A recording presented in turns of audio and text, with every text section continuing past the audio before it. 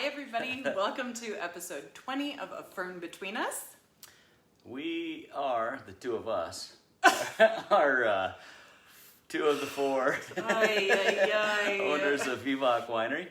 And my name is Jesse. And I'm Michelle, and we've been doing this for 20 episodes, and you would think that you would remember that's your line. Scotch. I like Scotch.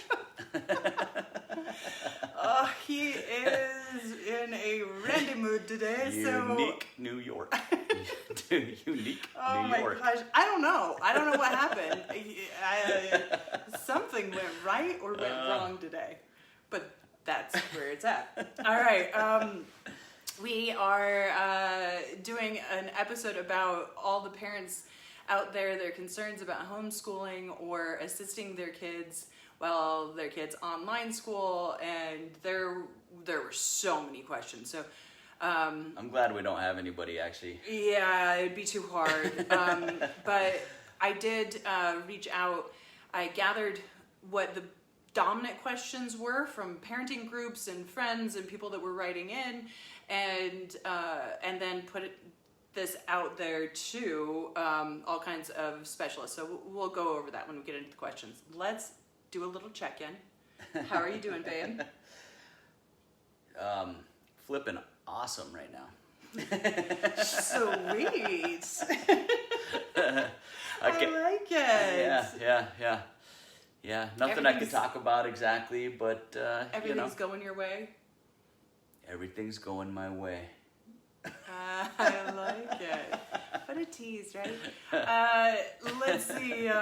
We did want to talk about grapeaid.com.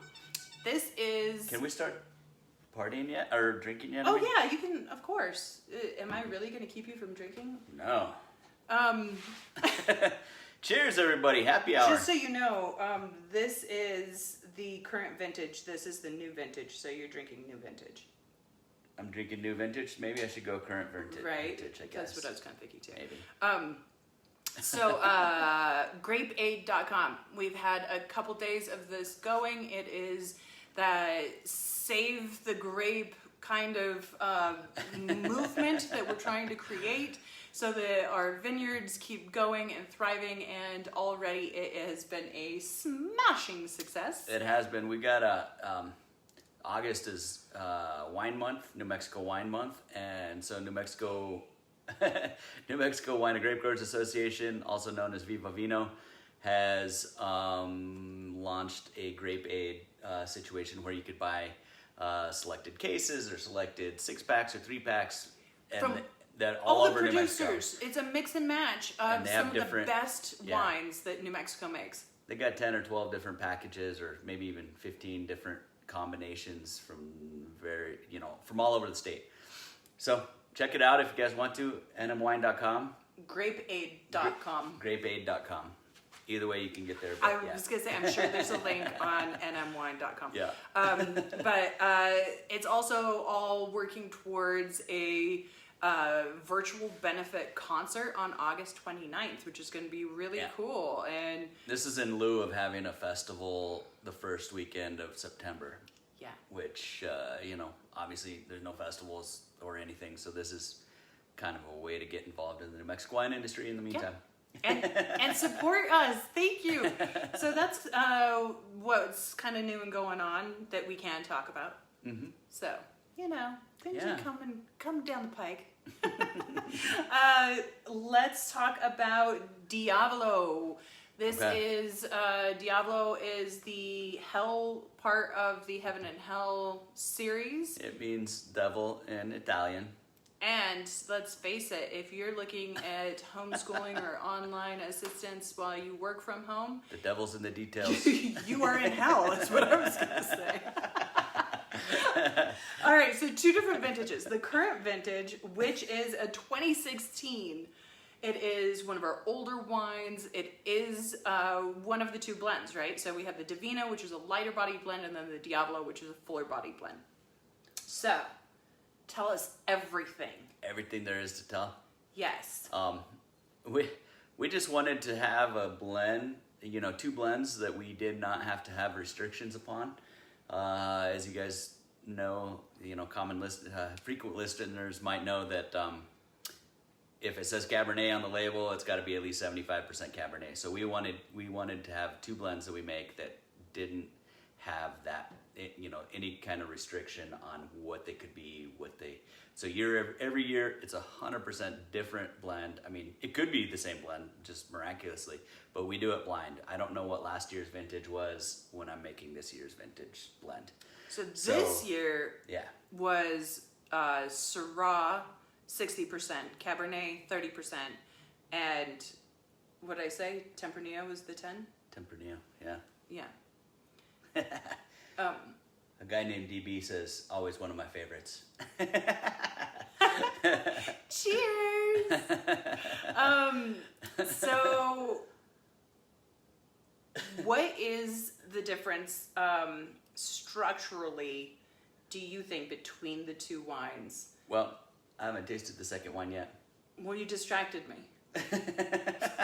I've already been tasting and analyzing in my head. So with this one, I get like an awesome oily thing. I get an awesome like petrol. Like petrol, exactly. That's what I mean by oil in this case. Very much. It's very petrol, and I really like that. Herbaceous too. I don't know how we got that. Herbs. Yeah, it's not very fruity. Yeah, that petrol is really dominant for me. I like this. I haven't tasted this in a long time. We drink our more expensive wines less often as well, unless like the Cab Rosé or whatever would Yeah, I'm kind of addicted to the Cab Rosé, so run through it before you guys get a chance to buy it. I can't help it. But sometimes I'll throw a bottle of this in a case if I'm taking a case home or whatever, and so we have it time to time, but not. We tend to all keep that often. them aside for when we're having guests over. Of course, we don't special have occasions. guests over, so now. Here we go. So hey, honey. So I'll say this one's very cheers. This is petrol. a special event. Hey, cheers. Oh, new one. All right. So then the new one, and then we'll tell you the blends in a second. And this new one is not released yet, so you guys are getting a little sneak peek. Plus, it's our new awesome label. Wow. Yeah, can you get? You I can't can. really see that. It is. Oh, look at that. Ooh. Oh, so sexy. So it is a Careful. little difficult to see exactly how beautiful these labels are. That is a foil on the red, so it just sparkles and is amazing. Oh, yes. This one's got a decent amount more fruit. It's And spicy. and leatherier and spicier. Yeah. I would call these 2 totally different wines. I would just call them similar in body style, like kind of fullness or whatever. Full-bodied blends. Yeah, exactly. So do you want to give the blend for the first one? I already did. Oh, you did? Yeah. I'll give the blend for the second one then. Yes. Which you haven't heard yet. No. She failed so hardcore. She's like, what's the blend? Let me guess. And then she guessed like 5 things, and none of those grapes were even in it.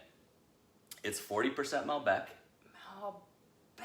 30% Aglianico, Oh. 10% Syrah, Abbot Merlot, and Petit Verdot. I said Merlot. I know, but 10%, you can hardly get credit for does it have a lot of Merlot in it? No, that's very little Merlot I in it. didn't say it had a lot. I thought it had some. I said some. It tends to I be. hate when people do that. Tell me what it is. I'm like, I don't know. I haven't drank enough to be loose enough to guess. That's wow. Yeah. Wow. Malbec Aglianico. That's really interesting. Yeah. It is really hard to pinpoint. That nose is so. We just make the best blend, deep, rich blend that we can and like. We spend the most time on these blends of any of the other grapes because those other grapes start out with parameters. So, or the other wines start out with parameters that we have to follow. So. Ooh, man, it's so silky on the palate, though. You guys are gonna like it whenever it comes out. Probably this fall. I would assume this fall. We're in 20. This is a 2017. Yeah. It'll be nice. 3 years old. Blah blah blah. you know, you can go back and forth very easily. I wasn't sure, Yeah. you know, tasting order, sometimes that can really mess you up. And it really, you actually get a little more fruit if you go the other way. Yeah. And I'm losing some of that cool petrol when I go backwards. Yeah. So that's kind of cool. Anyway, so, you know, there you have, just totally geeking out on this. And you don't even get to have it until the fall. So mean, right? I never asked you, the emotional sanitizer, how are you doing, babe? I'm used to it, babe. I'm doing okay. Just okay. It comes and goes. It is a day by day thing with me. It really is. I feel like today was a fairly good day. There's some cool things coming in. I just hired 2 fabulous new distribution people that I am so super psyched. So John Bradbury, you're probably watching, and Michael Dominguez, who's also probably watching. Hello, and thank you for joining the team. We are so thrilled to have you both. And they are joining Christy, who has been with us for a long time, and Rebecca has been with us since she worked festivals when we were babies. I think, was she even 21 when we hired her? I think she admitted to us recently that she might not have been. Yeah, I'm remembering it's right. It was like, I'm not positive on the details on that one, but there's a chance that that's what she was saying. But so I'm super excited about that. And, you know, thank you to all of the accounts and people that tune into this show that are buying our wines and selling them in your restaurants. And we know that it's really hard. So thank you. Mm-hmm. All right. So are we ready to talk about how to help people, which is funny. You know, we are not professionals on how to teach or homeschool. We've never homeschooled. Our daughter does a hybrid learning from Taos Academy, and we've been really thrilled with that program. They are essentially, I mean, now we've had a mandate, but they were also going to allow us to choose if we wanted to send her in a couple of days or keep her completely virtual. So, you know, we're all playing it by ear, right? But so as I talked to childhood development therapists and professionals and teachers and parents that have homeschooled, parenting groups as well. I'm part of a bunch of them. So you talked to a bunch of people? Yeah, well, I was just trying to say that, you know, it ranges from like parents that have done this to professionals and what their thoughts are. It's, you know, it's not me making up answers. Gotcha. That's what I'm trying to say. It wasn't the wine talking. All right, so what are the questions? Oh my God, you're punk. All right, yeah, because do you have your answers ready? I'm ready to make them up on the spot. God, pain in my ass. As usual. All right, so the first one is parents that have never homeschooled. What's the advice from other parents that have? Ooh, man, that's brutal. I know. Do you have answers, or do you want me to make up answers? I think you should make up some answers, and then I'll tell you what the correct answers are. Isn't that the way the husband-wife thing goes? Yeah, probably. I would say lots of patience, not be too strict about firm goal, like have goals, but don't be too firm about it, is what I would think. And when it isn't working, you know, reroute altogether if you can. That's what I would think. I think that is an excellent answer, actually. You win a gold star from me. Hey! Is that redeemable for anything? Maybe. Let's see how you finish out the evening. So, what... Fingers crossed, guys. Fingers crossed over here, bitch. Oh, no. That's a bad word. You said a bad word. It's not. It is a term used for certain animals. So, are you going to let me answer? You're Yes, the one go, that's go. making this last forever. So, one of the keys that people that have homeschooled said is to be super duper organized. So have a specific area that is the schooling area. Don't set it up where it's just in your living room on the sofa. That's going to help you keep everything in one place, and also keep everyone on a schedule. So setting alarms on your phone so that you don't lose track of, oh no, oops, we spent 2 hours on math when we weren't supposed to. Oh, that's interesting. Yeah. And the other thing was things to have on hand. Chromebooks are really inexpensive, great ways to have a laptop. They do everything that you need it to do. It just doesn't have the hard drive, so you can't save a lot of stuff. But you can use a USB, and connect it to anything else. So really an important thing for anybody that is looking for a cheap version of a computer. Make sure you have plenty of notebooks, pencils, pens, of course, printer paper, and ink.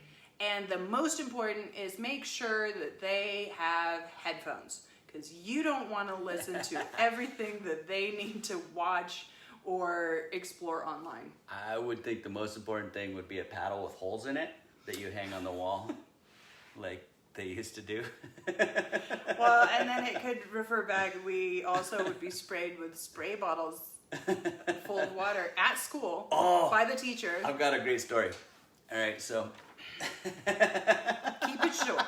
I'm not going to mention names. I'm not going to mention what winery. I'm not going to mention what festival or whatever. But there was a situation where there was,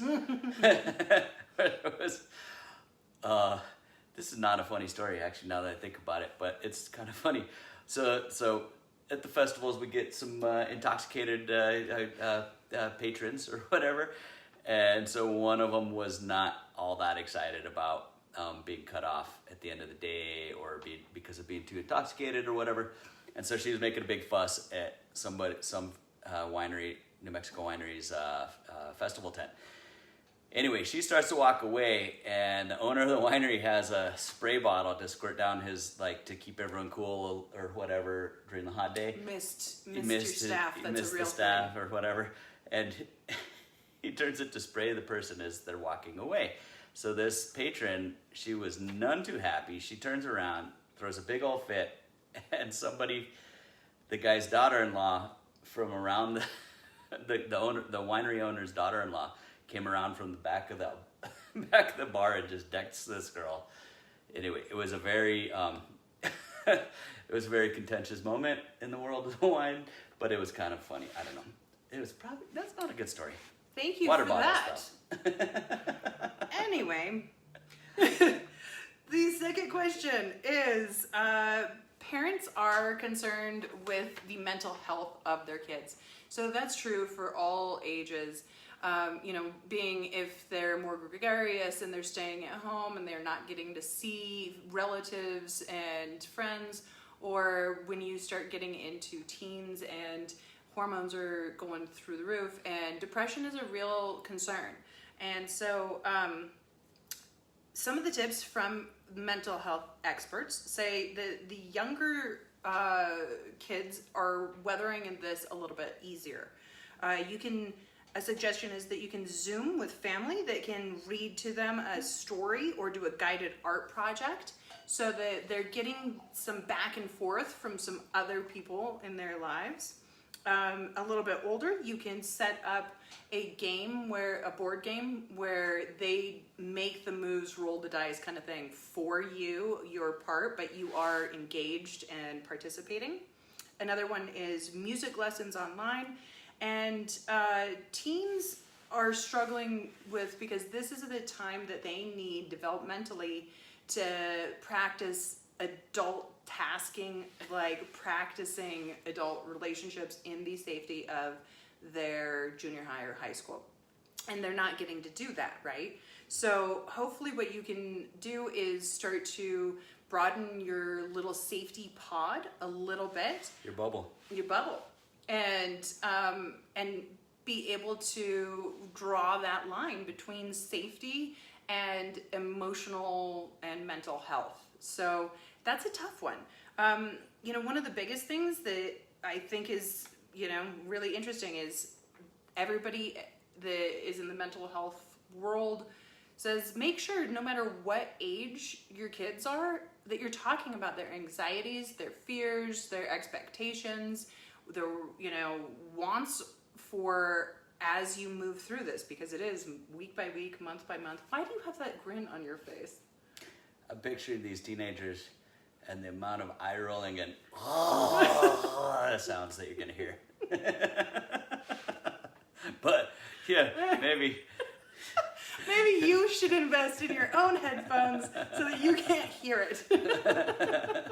Right. Actually, I think and a blindfold so you can see how rolly the eyes get at all times. As you ask them how their emotional state is pull going. up my Amazon cart. I have some things to order. All right, the next question is, what do parents of special needs kids, what do they do? Meaning specifically, I would say buy all the things that they need. Special education, I'm sorry. So very specific things like, aids for dyslexic kids, for gifted kids, for ADD kids. There's so many. It's called ADHD now. Oh, sorry. It's all right. But there's so many different nuances of things that kids need some support in. And for us, our kiddo has a awesome cocktail of dyslexia and giftedness and sensory processing disorder. So for us, there's programs that have been really helpful, and if you're tackling this for the very first time, that's all I can speak on from my perspective is make sure to read the book, The Gift of Dyslexia. It's really fantastic. And there's also fonts. You can change whole programs on your computer screen or websites so that they're in dyslexia font, which is pretty awesome. There's also elements in most programs now where it will read to you the text so that they can move through it a little faster, and also make sure that you have the ability to voice dictate, which helps a lot so that they can move through the content a little bit faster. For gifted, they're looking at needing maybe a little more than you have the capacity to give. So the National Association for Gifted has a lot of options that are great resources. There's also MIT has made all of their classes free online. So if they're interested in a subject, they can dive into that. And then Khan Academy is one of our favorites. We've used that as a resource a lot. So, there's a lot to be said for checking out what's available from whatever your kiddo's needs are. That association, they usually can point you in a direction.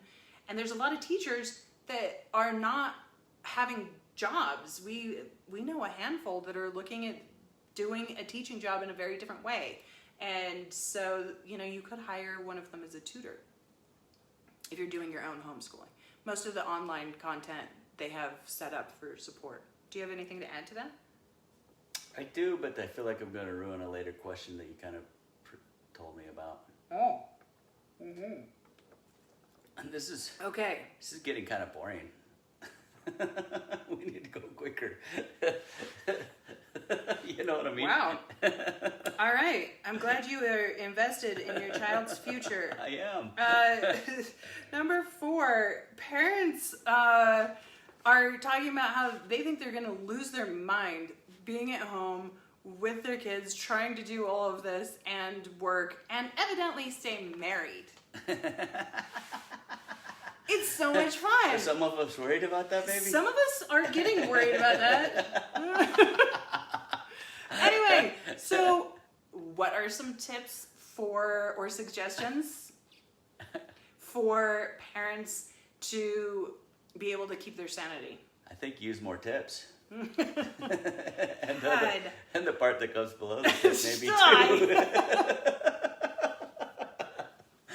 Oh. So how do we? You know the way to use that is to not tell your wife that her content is boring. Maybe that is would it help. boring? Would that help? It's not boring. It just takes a second. All right. I would think try new things like get out, do new activities, things like that. With the kids, without the kids.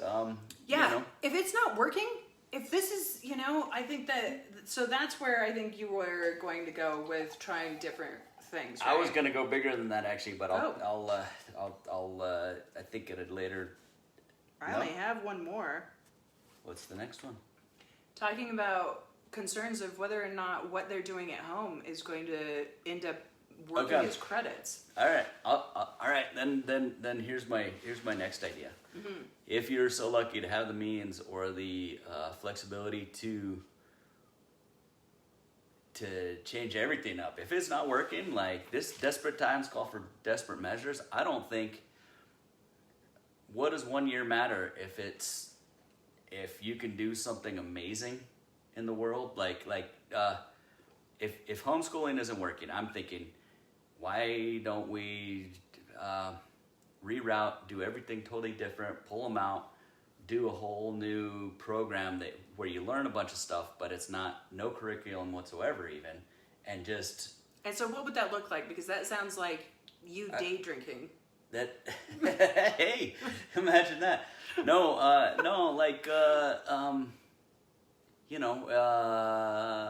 say you've got a 6th grader and it's just not...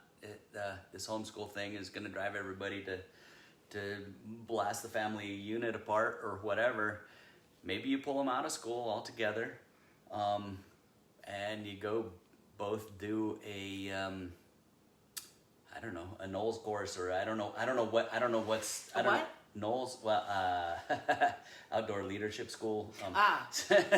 But or something of the. That's not my wheelhouse. All right. Let's call it something that everyone knows: Habitat for Humanity in some foreign land, or Peace Corps. We can't go anywhere. Nobody wants Americans. All right. But there is still Habitat here in the States, or whatever, right? So you can be building homes for the and in that you're learning all kinds of different things: math, geometry, which is math, but you learn addition, subtraction. I don't know. Wow. I don't know. Okay. But you learn stuff. No, You learn stuff. understand. You know what I mean? Pull them out of yeah. school until school's available again. It doesn't matter if they graduate at 19 instead of 18 or whatever. Well, everybody's going to be understanding that we've exactly had this pandemic and it's global. Exactly. I don't think doing something drastic is totally out of the realm of possibilities in crazy times. Well, I was thinking, not that big, but I love that idea. But I was even thinking just in small ways. Today you tried it. Everybody's frustrated. Yeah. So instead of fighting, call it quits. Yeah. Bake cookies. Have them get involved. There you go. Learn how chemistry works in the online kitchen. Cooking classes, online writing classes. That would be very cool. Online cooking whatever. classes. And you do it as a family if you can. You can YouTube cooking classes. And so they're not getting through high school. Who cares? Who cares for now? Yeah. I know that's the way it's always been, but... I don't know that we need to encourage our daughter who's a sophomore. Hopefully she's not listening or watching. No, you go to school. Yeah. You have to, but for other people. Whatever. All right, so the final education thing, and please do keep sending in your questions. I do have more information, but evidently it should be kept for those that don't find it boring. And so if you have questions and comments in this, I will answer those. But the last one being, there's a lot of concern that you're teaching your kids at home. Is the curriculum that you pick credited? Are they going to be able to go back to school next year and have that transfer, or are they just doing all this work for nothing? So that is really important, and you do want to make sure that you're looking for accredited programs. And an awesome site that was suggested to me is outschool.com. All kinds of amazing classes on there. Most schools take those credits, And it's everything from your core curriculum to STEM classes and art classes, and it looks really fantastic. So hopefully some of these things are helpful. And just remember, you are not alone. And make sure you have plenty of wine on hand, because I don't know if you can get through a whole day. I used to have to pour a glass of wine in order to help our daughter with her homework, because I couldn't handle. Now her homework is, she's fine all by herself, and now I'm like, well, don't you want to hang out with me? Yeah, we couldn't figure it out if we tried anyway. So I know. all right? the learning's different these days. Oh, it's so weird. All right. So that is our questions. Next week, we are going to have a special guest that I am so excited about. Greg Blackburn, who is a retired NASA engineer. And we're going to talk about some fun stuff again, right? Not every program needs to be these heavy, like, oh God, I hate life. So we're going to talk about they shouldn't be, the amazing... This is like a party, this is party atmosphere. Hey, last episode was all about sex, so... A party atmosphere. Anyway, God, what is up with you? You said always. I'm like, yeah, that does sound bad. Yeah. Anyway, so we're going to talk about the amazing things that are happening in space and NASA's programs, and these cool images that we're getting from NASA, and hear the inside scoop, so to speak, of what it all means and why it's so amazing. And Greg happens to be Jesse and Chris's cousin. Yeah.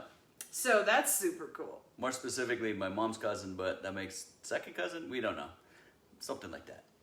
So as we finish up today, we are going to implement something new that will be for guests when we do a Zoom guest.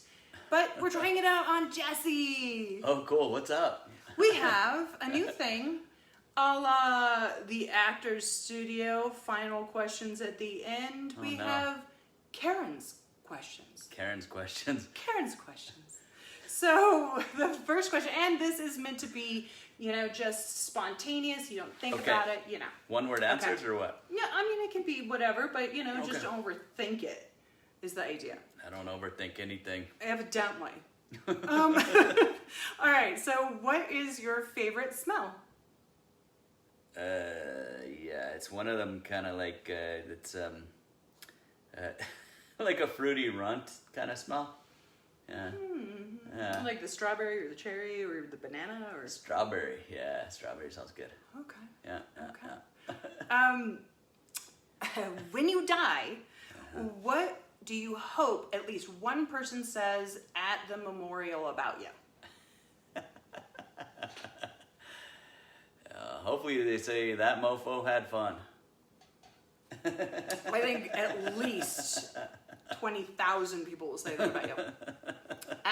There's only going to be like 20 people there, but... Oh, that's not true. All right. What is the best advice you have ever been given?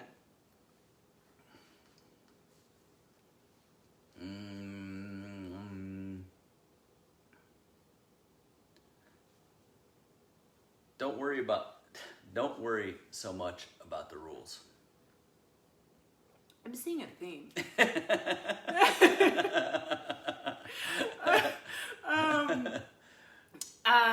When you were a kid, what did you want to be when you grew up? I wanted to be an astronaut, speaking of Greg Blackburn. That's awesome.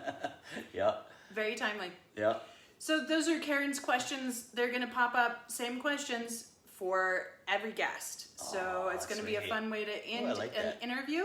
I actually was on Ted Wired's Golden Willow's radio hour the other day, and he had his version, and I always loved, the inside the Actors Studio. So Karen wanted to get on board too. All right, so Greg Blackburn next week, and we will be tasting grappa versus brandy. So excited. It's going to be awesome. Really a different episode, so you're going to get to learn all about grappa and brandy. which are both wine based, just so you know. Yeah, yeah, that's the connection. So go out and buy yourself a bottle of grappa and a bottle of brandy if you so choose. And we don't even have those for sale, so it's not even a promotional spot there. Just education. Just Don't make education. it boring. Don't make it boring. It's just education. Thank you, everybody, and we'll see you next week. Cheers.